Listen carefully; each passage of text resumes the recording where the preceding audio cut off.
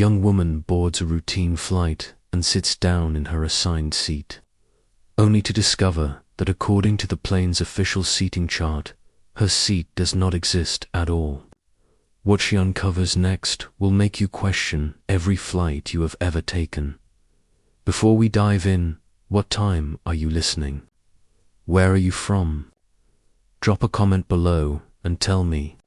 And please like and subscribe for more videos like this. Emma Clarke was not someone who believed in signs or strange coincidences. She was a data analyst, someone who lived by numbers and patterns. So when she boarded Flight 227 from Boston to Seattle on that cold November morning, she expected nothing more than 6 hours of reading and maybe a nap. Her ticket clearly stated Seat 3 to F, a window seat toward the back of the aircraft. She had specifically chosen it because she loved watching the clouds drift by at 30,000 feet. The boarding process was smooth, the usual shuffle of passengers hauling luggage and searching for overhead bin space. Emma made her way down the narrow aisle, counting rows as she went. 28, 29, 30, 31. And then she reached her row. 32. She stopped, checked her boarding pass again, and slid into seat F by the window. The seat felt normal, looked normal. Blue fabric, slightly worn armrests, the small tray table folded neatly in front of her. She stowed her bag under the seat ahead, buckled her seatbelt, and pulled out her book. Nothing seemed unusual at first, but as she settled in, she noticed something odd. The flight attendant walking down the aisle kept glancing at her row with a strange expression. Not concern exactly, but confusion. Emma thought nothing of it until the attendant stopped beside her. "Excuse me, miss," the attendant said, her voice polite but strained. "Can I see your boarding pass?" Emma handed it over without hesitation. The attendant studied it, her brow furrowing deeper. She looked at the seat number on the wall panel above Emma's head, then back at the boarding pass. She whispered something into her radio. Emma's stomach tightened. "Is there a problem?" she asked. The attendant forced a smile. "Just a moment, please." She hurried toward the front of the plane. Emma looked around.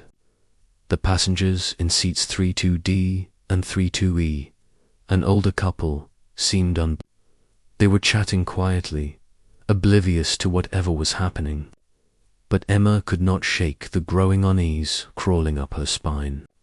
Minutes passed. The cabin doors were still open, and passengers continued boarding. Then 2 more flight attendants appeared, both looking concerned. One of them, a tall man with graying hair, crouched down beside Emma's seat. "Miss, I am very sorry, but there seems to be an issue with your seat assignment." Emma blinked. "What kind of issue?" The attendant hesitated, choosing his words carefully. "According to our system, seat 32F should not exist on this aircraft." Emma stared at him, waiting for the punchline. When none came, she laughed nervously. "That is impossible. I am sitting in it right now." "I know," he said quietly. "That is the problem." He explained that this particular plane, a Boeing 7, was configured with only rows up to row 31. There was no row 32 on this aircraft, according to the airline's official records, the manufacturer's blueprints, or the seating chart loaded into their computers. Yet here Emma sat in a seat that was physically real but did not exist on paper.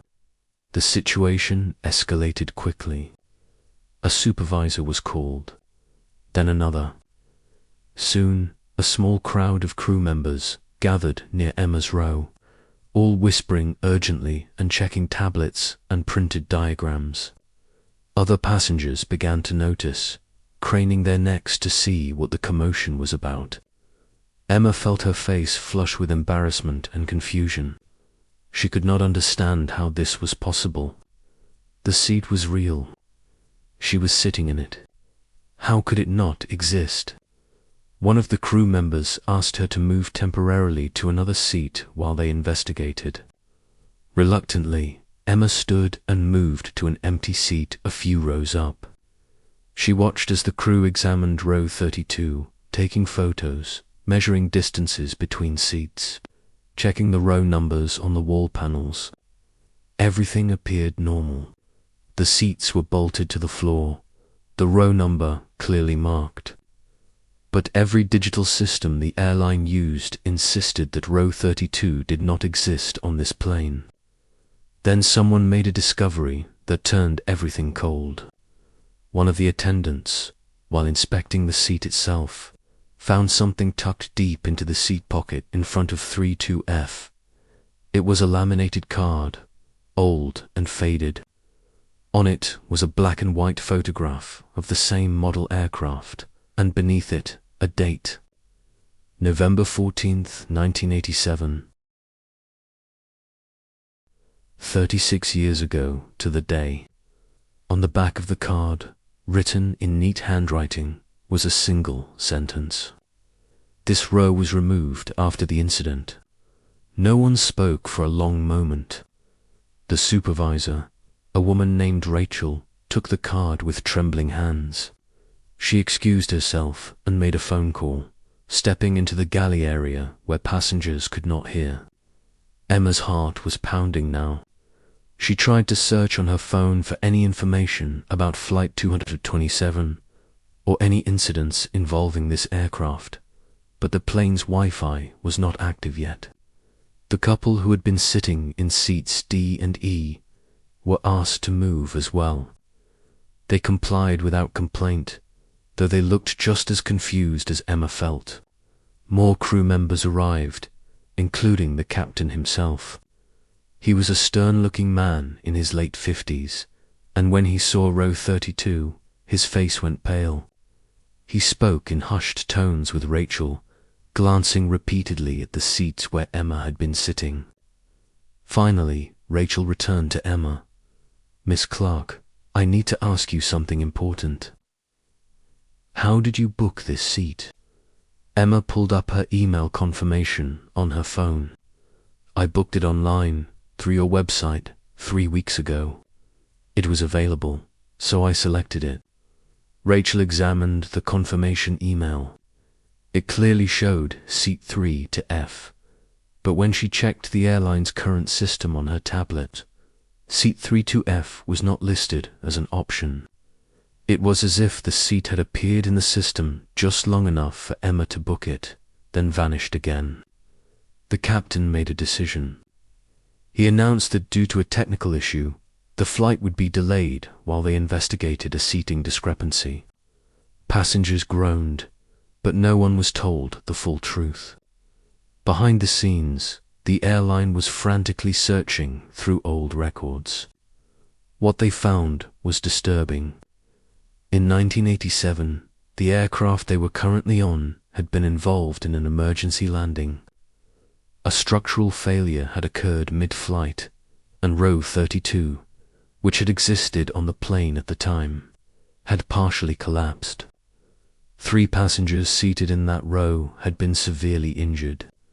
After the incident, the aircraft was grounded, repaired, and retrofitted. Row 32 was completely removed to reinforce the structural integrity of the plane. The row had not existed on this aircraft for 36 years, yet here it was, physically present, as real as any other row on the plane. Engineers were called to the airport. They boarded the plane and conducted a thorough inspection of row 32. What they discovered made no sense. The seats were bolted down, but the bolts were old, corroded, covered in a layer of rust that suggested they had been there for decades. The metal frame of the seats matched the style used in the 1980s, not the modern seats installed during the plane's recent refits. It was as if row 32 had never been removed at all, or, more disturbingly, as if it had somehow reappeared. The crew made the decision to remove all passengers from the aircraft. Emma and everyone else were told they would be rebooked on a different flight. No explanation was given, just apologies and vouchers. As Emma gathered her things and exited the plane, she glanced back one last time at row 32. It sat there, silent and ordinary, as if mocking the chaos it had caused. Later that day, after Emma had boarded a different plane and finally taken off for Seattle, the original aircraft was taken out of service. A full investigation was launched. Structural engineers, aviation safety experts, and even metallurgists examined row 32.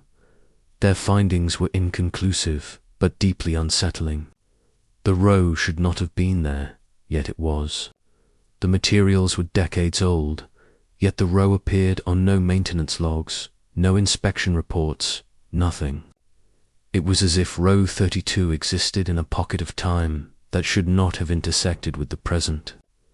The airline quietly retired the aircraft, citing maintenance concerns. No public statement was ever made about row 32 or what had happened that day. But among the crew and investigators, whispers spread. Some believed it was a bureaucratic error, a forgotten row that had somehow been overlooked in decades of paperwork. Others thought it was something far stranger, a glitch in reality itself, a scar left behind by the trauma of the 1987 incident.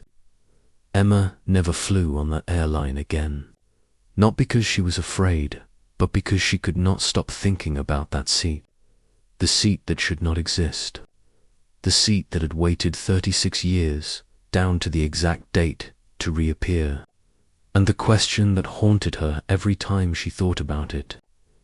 If the seat was not supposed to exist, then what would have happened if the plane had taken off with her still sitting in it? She never found out, and maybe, just maybe, that was for the best. Some doors, once closed, should stay closed. Some seats, once removed, should never be sat in again. Because sometimes the past does not stay buried. Sometimes it comes back, row by row, seat by seat, waiting for someone to notice. And when you do notice, when you sit down in a place that should not be there, you have to ask yourself one terrifying question. What else is on this plane that does not belong? So, if you like this video, please like and subscribe for more videos like this.